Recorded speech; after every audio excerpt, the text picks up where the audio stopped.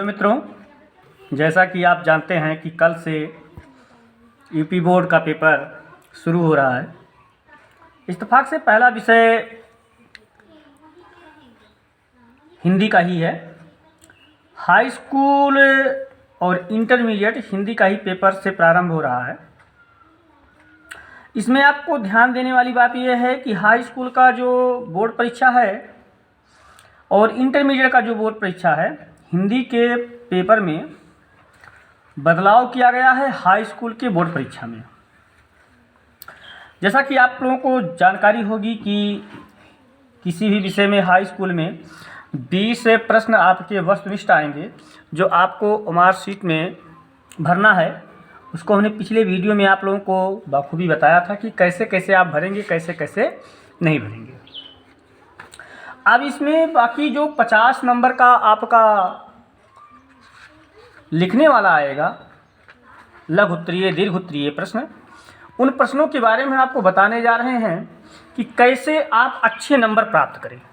ठीक, अच्छे नंबर प्राप्त करने का ही आपका ध्येय होना चाहिए और किसी भी परीक्षा में किसी भी विद्यार्थी को पूर्ण रूप से सारे प्रश्नों का उत्तर आता नहीं है।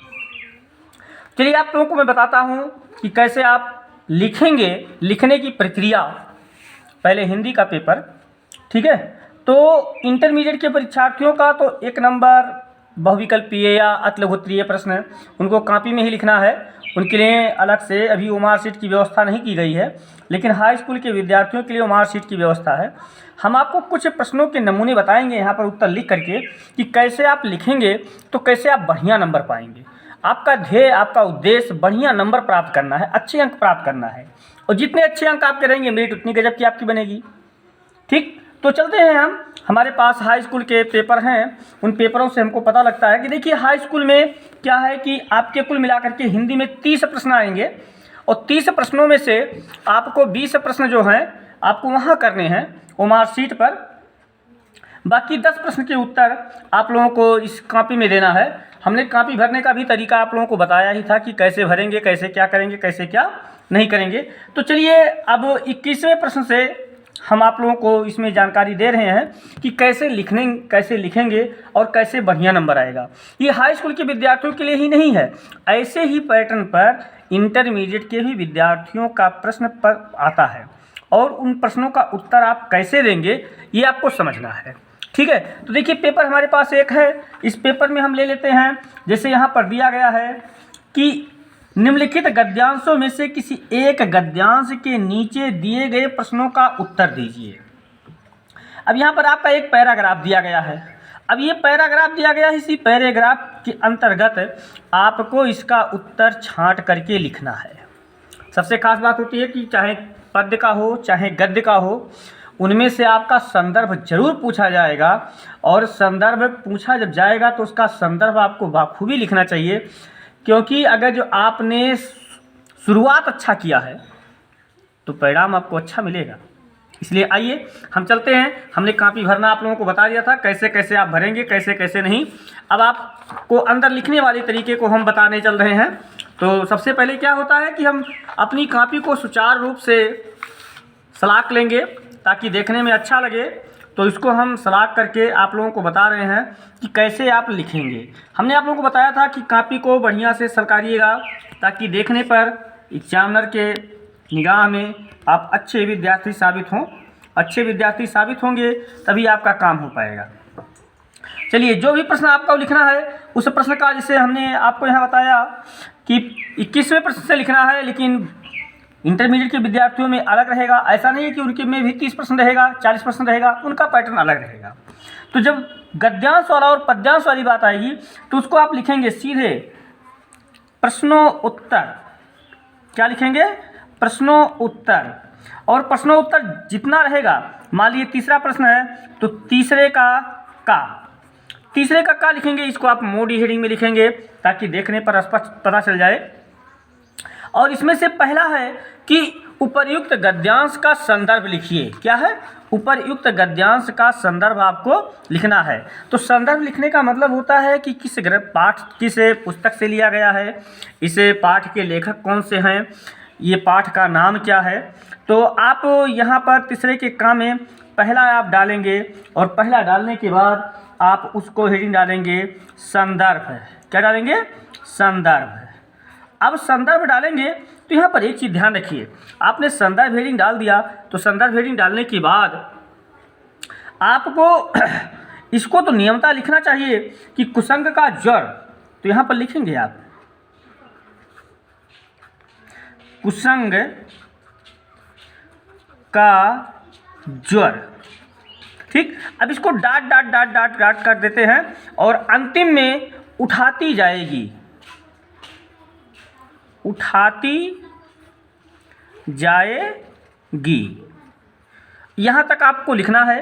अब देखिए, अब इसके नीचे आप संदर्भ लिखना शुरू करेंगे तो आप कैसे लिखेंगे इसको ध्यान से देखिएगा, ध्यान से सुनिएगा, तभी आप जान पाएंगे। लिखिए प्रस्तुत गद्य है तो गद्यांश, पद्य है तो पद्यांश। प्रस्तुत गद्यांश हमारी पाठ्यपुस्तक, हमारी पाठ्य पुस्तक हिंदी के गद्य खंड से, अब गद्य है तो गद्य खंड और पद्य है तो पद्य खंड। आप जो भी लिखेंगे, हिंदी लिखेंगे इसको भी इन्वर्टर कामा में बंद करेंगे, गद्य खंड लिखेंगे तो इसको भी हम क्या करेंगे, इन्वर्टर कामा में बंद करेंगे। गद्य खंड से मित्रता नामक, मित्रता नामक पाठ से लिया गया है। इसके लेखक आचार्य रामचंद्र शुक्ल जी हैं। आचार्य रामचंद्र शुक्ल जी है। अब देखिए भैया, यहाँ पर एक ध्यान दीजिएगा, ये इन्वर्टर कामा में भी रहेगा। गद्य है तो लेखक लिखा जाएगा और पद्य है तो कवि या रचयिता लिखा जाएगा। इसका ध्यान रखिएगा आप लोग। ठीक, अब उसके बाद ये पहला प्रश्न का उत्तर हो गया आपका। क्या हो गया? पहले प्रश्न का उत्तर हो गया। और जब पहले प्रश्न का उत्तर हो गया तो आपको बहुत ज़्यादा लिखना नहीं है। अब यहाँ पर दूसरे प्रश्न का, अब दूसरे प्रश्न में देखिए फिर ऐसे आप दूसरा नंबर डाल देंगे और दूसरा नंबर डालने के बाद आप लिखना शुरू करेंगे। अब ये कह रहा है कि गद्यांश के रेखांकित अंश की व्याख्या कीजिए। तो गद्यांश के रेखांकित अंश की व्याख्या करने का मतलब यही है कि जितने लाइन को अंडरलाइन किया गया है, जिसके नीचे रेखा खींची गई है, उसी को हमको लिखना है और पूरे में नहीं लिखना है।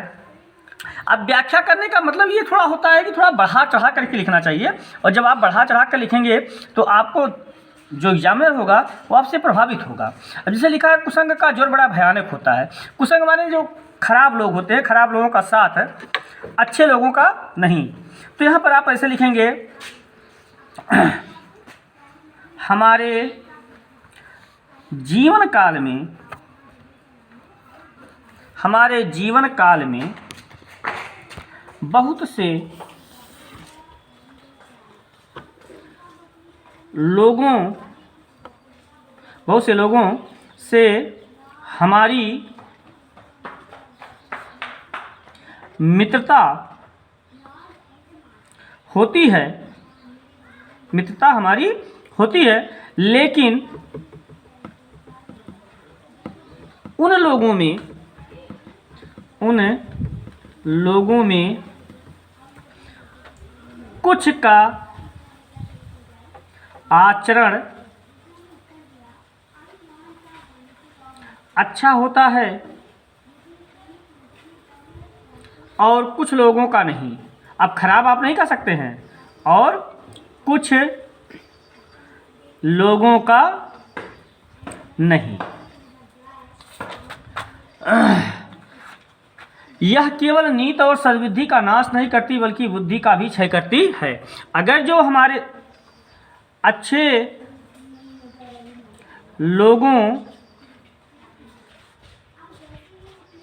का साथ नहीं है तो हमारे नीति नियम आदि का केवल नाश नहीं बल्कि हमारी बुद्धि भी भ्रष्ट हो जाती है,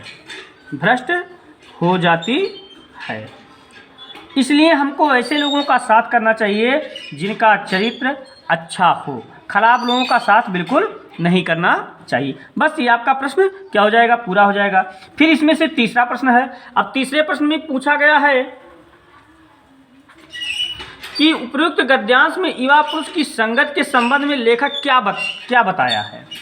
अब देखिए, ये बताया है इसमें कि अगर जो आपका मित्र अच्छा है तो आपका आचरण अच्छा होगा, गलत है तो गलत आचरण होगा, और अगर जो अच्छा मित्र है तो वह आपको अच्छे रास्ते पर ले जा सकता है, आपको उन्नति की ओर ले जा सकता है, आपको विकास की ओर ले जा सकता है, और अगर जो आपका मित्र अच्छा नहीं है तो आपको अवनति की ओर ले जा सकता है। ठीक, इस प्रकार से आप तीसरे प्रश्न का भी यहाँ पर उत्तर दे देंगे। और तीसरे प्रश्न का उत्तर दे देंगे, एक चीज़ ध्यान रखिए, हमने आप लोगों को देखिए जो लिखने का तरीका बताया, वहाँ एक लाइन छोड़ा और उसके बाद फिर एक लाइन छोड़ा, फिर तीसरे में एक लाइन छोड़ा। आपको एक एक लाइन छोड़ करके ही किसी को लिखना है। अब ये नहीं कि हमारा यहाँ ख़त्म हुआ तत्काल हम यहीं से लिख दें, बिल्कुल नहीं, कॉपी की कमी नहीं रहती है। आप एक कॉपी नहीं, 20 कॉपी लीजिए, कोई दिक्कत नहीं है, लेकिन आप लाइन छोड़ करके जब आपका प्रश्न समाप्त होगा तो वहाँ एक लाइन जरूर आप छोड़िए। एक लाइन छोड़ने से आपका जो लेखन सामग्री होता है वो देखने में अच्छा लगता है। और हिंदी विषय है, हिंदी विषय में ध्यान रखना है आपको कि उसमें वर्तनी सही होनी चाहिए। वर्तनी अगर नहीं सही रहेगी तो आपको अच्छा नंबर नहीं मिलेगा। ठीक, इसी प्रकार से आपका पद्य में भी लिखना है, पद्य में भी आप लिख देंगे कि क्या है क्या नहीं है। और उसके पद्यांश में भी आपको एक चीज़ पूछा जाता है, काव्य सौंदर्य। पद्यांश में क्या पूछा जाता है, काव्य सौंदर्य। अब देखिए भैया, काव्य सौंदर्य के बारे में आपको जो विशेष नहीं पता है तो उसके लिए कोई घबराने की बात नहीं है। आप पहले देख लीजिए कि छंद कैसा है। ठीक, क्या है, छंद कैसा है। अब अगर जो आपको ये नहीं पता है कि छंद हमारा कैसा है, दोहा है कि चौपाई है कि सोठा है कि सवैया है, ठीक, तो आप भी उसके परेशान ना होइए, क्योंकि आपको नंबर अच्छे प्राप्त करने हैं। तो आपको अच्छे नंबर प्राप्त करने हैं तो इसके लिए आप सबसे पहला आसान तरीका अपनाइए कि काव्य सौंदर्य के बारे में आप पहले लिखेंगे छंद। क्या लिखेंगे, छंद। छंद डालेंगे। आपको छंद नहीं पता है, मान लीजिए पता है तो ठीक है, तब आप लिख देंगे, और नहीं पता है तो आप सीधे लिखिए गेय छंद। कौन सा छंद, गेय छंद। क्योंकि कोई भी कविता होती है वो गाया जाता है, लय ताल इत्यादि पर वो निर्भर होता है, इसलिए आप क्या करेंगे, छंद में क्या करेंगे, गेय लिख देंगे। और उसके बाद फिर आपको अलंकार लिखना है। अलंकार आपको नहीं पता है, ठीक है, तो घबराने की बात नहीं है। ठीक, आप सीधे, ठीक है, आप सीधे अतिशयोक्त अलंकार लिख दीजिए, अतिशयोक्ति अलंकार, क्योंकि कोई भी कविता है उसमें बिल्कुल बढ़ा चढ़ा कर लिखाया गया है। ऐसी कोई कविता नहीं जिसमें अतिशयोक्ति ना हो। अगर जो आपको अलंकार पता है तो अलंकार वही लिखिए, और नहीं पता है तब भी आप क्या लिखेंगे, अतिशयोक्त अलंकार लिखेंगे। और उसके बाद तीसरा आता है रस। ठीक, रस में आप श्रृंगार रस लिख दीजिए, क्या दिक्कत है, कोई दिक्कत नहीं है, श्रृंगार रस लिखिए और श्रृंगार रस लिख देंगे। अब देखिए, आप जहाँ कुछ नहीं लिख रहे थे वहाँ अगर जो इतनी चीज़ें लिख देंगे तो काव्य सौंदर्य पर आपका 1 नंबर है, तो 1 नंबर आपको मिल जाएगा। क्यों मिल जाएगा, क्योंकि उसके पीछे रीजन यही है कि जहाँ पर आपने कुछ नहीं लिखा था वहाँ कुछ आपने लिखा, इसलिए आपको 1 नंबर दिया गया। ठीक, इसी प्रकार से लेखकों का, कवियों का जीवन परिचय होता है, उनका जीवन परिचय आपको कंठस्थ होना चाहिए। और जीवन परिचय उनका स्थान कन्फर्म हो, बीच में उनके कुछ भी आप लिख दीजिए, लेकिन पेज भरना चाहिए, कम से कम 2 पेज का जीवन परिचय होना चाहिए। और उसके बाद उनकी रचनाओं को याद होना चाहिए, 2-4 रचनाओं को, और उसके बाद आपका काम हो जाएगा। और उसके बाद देखिए यहाँ पर संस्कृत वाला भाग आएगा। संस्कृत वाले भाग में देखिए आपको लगता है कि कठिन है संस्कृत, हमको नहीं समझ में आती है, तो कोई घबराने की बात नहीं है। जैसे यहाँ पर देखिए संस्कृत का गद्यांश और पद्यांश दोनों में दिया गया है। ऐसा नगरी भारतीय संस्कृते संस्कृत भाषायाश्चा केंद्र स्थलम अस्ति। अब ये वाराणसी के बारे में बताया गया है कि ये जो नगरी हमारी है वो संस्कृत विद्या के संस्कृत भाषा का केंद्र स्थल है। अब आपको नहीं पता है तो आपको इसमें से जैसे ऐसा शब्द है, ऐसा का मतलब नहीं पता है, लेकिन नगरी का मतलब पता है ना, नगर।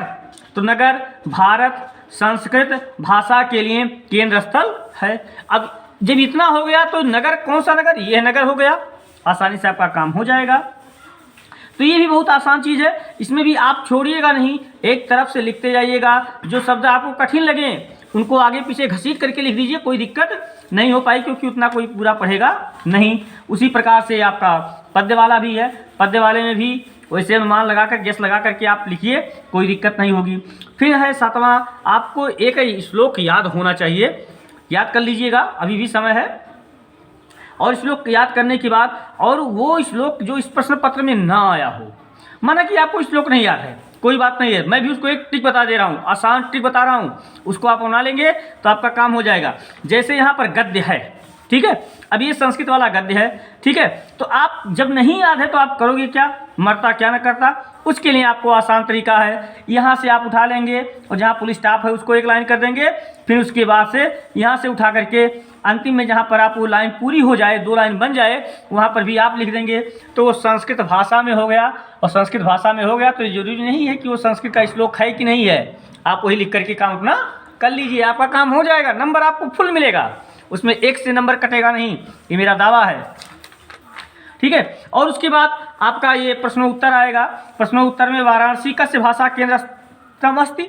अब देखिए बनारस है चाहे इलाहाबाद है, यही दो का पूछेगा, और चाहे लखनऊ भी पूछेगा, तो आप बनारस लखनऊ या जो भी है वह आपका संस्कृत विद्या का ही केंद्र है। कोई भी प्राचीन नगरी थी, जो पुरानी नगरी है, वो संस्कृत भाषा के लिए ही विख्यात थी, किसी अन्य भाषा के लिए नहीं। और उसके बाद फिर आप देखिए चंद्रशेखर कहाँ से, स्वतंत्रता संग्राम से सेनानी संबंधित है, चंद्रशेखर एक आज़ाद थे, बस। अब उसके बाद आपका आता है रस, करुण रस और हास्य रस। आपको रसों की परिभाषा आपको याद होना चाहिए। करुण माने क्या होता है ये भी नहीं पता है, हास्य माने क्या होता है ये भी नहीं पता है। तो करुण माने होता है कि आपके अंदर दया होनी चाहिए, करुणा होनी चाहिए, उससे रिलेटिव कुछ लिख दीजिए। हास्य का मतलब हंसना, हंसने वाले कोई भी कविता आप लिख दीजिए, आपका काम हो जाएगा। अब देखिए परिभाषा लिखना है तो परिभाषा जहाँ पर दया व्याप्त हो वहाँ पर करुण रस हो जाता है, तब भी आपका सही माना जाएगा, कोई दिक्कत नहीं। उससे रिलेटिव रहे, ये नहीं है कि उससे रिलेटिव कुछ ना रहे। और प्रश्न आपको कतई नहीं छोड़ना है किसी भी कीमत पर। अलंकार है, उपमा अलंकार, उत्प्रेक्षा अलंकार। अब आपको परिभाषा नहीं पता है, कोई बात नहीं है। उपमा हम वहाँ कहते हैं कि जहाँ पर किसी का थोड़ा सा वो बढ़ा चढ़ा करके बात कही गई हो, इनसे उनसे तुलना की गई हो, उसी को हम उपमा अलंकार कहते हैं। उत्प्रेक्षा अलंकार जहाँ पर हम तुलना कर रहे हो लेकिन उसमें थोड़ा और विशेषता आ जाए, उसे हम उत्प्रेक्षा अलंकार, ऐसा लिख देंगे तो आपको मिल जाएगा नंबर। अच्छा मान लीजिए अब इनका उदाहरण देना है, इनका उदाहरण नहीं पता है तो आप यहाँ देखिए, आपके पहले जो पद्यों की व्याख्या करनी है उसी में से किसी एक लाइन को उठा करके आप उसका उदाहरण टप से यहाँ डाल दो, भैया आपका काम हो जाएगा। वैसे रस में आपको परिभाषा और 100 उदाहरण लिखना है, आपको नहीं पता है, चाहे जिस रस को लिख रहे हैं इसी पद में से उठा करके आप वहाँ पर आप डाल दीजिए, आपका काम हो जाएगा। अब देखिए यहाँ सोठा और रोला छंद है, आपको नहीं पता है, कोई बात नहीं है। ह्रस्व दीर्घ आप लगाना जानते हैं गजो, ऐसे और ऐसे, कहाँ पर क्या लगेगा कहाँ पर क्या नहीं लगेगा ये भी आपको उदाहरण नहीं याद है, कोई बात नहीं है। तो यहाँ से आप उठाएंगे, 2 लाइन उठा लीजिए, कोई भी किसी में से भी 2 लाइन उठा लेंगे, और उसके बाद जो ह्रस्व है उस पर ह्रस्व, जो दीर्घ है दीर्घ, आपको नहीं पता है लगाना, फिर भी आप ह्रस्व दीर्घ उस पर लगाते जाएंगे और ह्रस्व दीर्घ लगाते जाएंगे तो आपका वो छंद बन जाएगा, आपका काम हो जाएगा। 2 नंबर का है, 2 नंबर नहीं मिलेगा लेकिन 1 नंबर जरूर आपको मिलेगा, और नहीं करेंगे तो आपको कुछ भी नहीं मिलेगा। उसी प्रकार से यहाँ उपसर्ग हैं, उपसर्गों के मेल से, अब जैसे उपसर्ग किसे कहते हैं, जो शब्दों के पहले लगता है, इतना तो आपको पता ही होगा। अब इस कर दिया, जैसे अनु है, परि है, अभि है, अप है, सु है, अधि है, इसमें से कुछ बना लीजिए। जैसे परि उपसर्ग है, ठीक है, परि उपसर्ग है, अब इसको आपको शब्द बनाना है। अब अभी आपको देखिए यहाँ पर लिखा है परिभाषा लिखिए, क्या लिखिए, परिभाषा लिखिए। तो परिधन भाषा बराबर क्या हो गया, परिभाषा, आपका शब्द ये ऑटोमेटिक बन गया। और जब परिभाषा शब्द बन गया तो फिर कोई दिक्कत है नहीं। और उसके बाद जैसे अप है, अप है, तो अप के लिए आप क्या करेंगे, अब आपको नहीं पता है कि क्या करना है क्या नहीं करना है, ठीक है। तो इसमें कोई शब्द आप जोड़ दीजिए, क्या जोड़ देंगे कि आपका बन जाएगा कार जोड़ दीजिए, हो गया अपकार, ये भी एक शब्द बन गया। जैसे जैसे आप शब्द बनाते जाएंगे वैसे वैसे आपका शब्द बनता जाएगा। अब यह बात आती है दूसरे नंबर पर प्रत्ययों की। अब प्रत्ययों में देखिए, प्रत्यय जो होता है वो शब्द के बाद लगता है, क्या लगता है, शब्द के बाद लगता है। जैसे पन प्रत्यय है, आई प्रत्यय है, वट प्रत्यय है, हट प्रत्यय है, ता प्रत्यय है। इसमें आपको कुछ करने का नहीं है। इसमें आप कोई भी शब्द लीजिए जिसके अंतिम में पन हो, क्या हो, पन हो। जैसे अपनापन, अपनापन आपका हो गया, ठीक है। वट है, उसके बाद लिखावट कर दीजिए, लिख ही रहे हैं तो क्या हो गया, लिखावट हो गया। बस ऐसे शब्द आपका बनाना है, आसानी से बन जाएगा। अब यहाँ पर देखिए समास है। समास में आप देखिए जहाँ पर किसी भी शब्द में दो शब्द हों और योजक चिन्ह लगा हो, दो शब्द हों और उसमें योजक चिन्ह लगा है, जैसे पाप और पुण्य, पाप और पुण्य, जहाँ पर योजक चिन्ह लगा हो वहाँ पर बेहिचक आप द्वंद्व समास लिखिएगा। कौन सा समास, द्वंद्व समास लिखिएगा, वो गलत नहीं हो सकता है। और जहाँ पर संख्यावाचक शब्द आ जाए, क्या आ जाए, संख्यावाचक शब्द आ जाए, जैसे यहाँ पर एक आया है तिरंगा, क्या है, तिरंगा, यहाँ पर आप द्विगु समास लिखेंगे, आपका काम हो जाएगा। और दो ही आपको करना है और दोनों में से कोई ना कोई आएगा। नवरत्न भी है तो उस पर भी आपका द्विगु समास हो जाएगा। इसी आधार पर आप करते जाएंगे। तत्सम शब्द है, तत्सम शब्द है। तत्सम शब्द में आपको क्या करना है कि आपको ये करना है कि तत्सम शब्द के रूप में लिखिए, यानी कि ये शब्द आपके तद्भव से है, इसको आपको संस्कृत में लिखना है। तो संस्कृत में लिखना है तो इसका मतलब ये है, जैसे कपूत है तो कपूत को संस्कृत भाषा में क्या कहते हैं, तो कपूत को कुपुत्र कहते हैं। क्या कहते हैं, कुपुत्र कहते हैं। अब कपूत का कुपुत्र हो गया, आसान चीज़ है। अब उसके बाद दूध है, दूध का आपका क्या कहेंगे, दुग्ध कहेंगे, क्या कहेंगे, दुग्ध कहेंगे, आपका वो काम हो गया, ठीक। इसी प्रकार से आप पर्यायवाची शब्द लिखेंगे। पर्यायवाची बहुत आसान है, जैसे अग्नि है, आग लिख दीजिए, जो बोलचाल की भाषा में है उसको भी आप लिख देंगे, कोई दिक्कत नहीं होने पाएगी, ठीक है। और संधि है, संधि में देखिए आपको थोड़ी सी दिक्कत होगी, लेकिन दिक्कत कहीं भी नहीं है। जैसे शब्द है प्रत्येक, शब्द क्या है, प्रत्येक। अब इसका हमको संधि नहीं विच्छेद मालूम नहीं है, कोई दिक्कत नहीं है, ठीक है। आप प्रतिधन एक कर दीजिए, ठीक है। या आपको ये भी नहीं पता है, कोई बात नहीं है, प्रतिधन एक कर देंगे। कुछ ना कुछ तो करेंगे तो कुछ ना कुछ नंबर आपको मिलेगा, अगर जो आप कुछ नहीं करेंगे तो आपको कोई नंबर मिलने वाला नहीं है, ठीक है। अब आप आते हैं यहाँ पर विभक्तियों पर।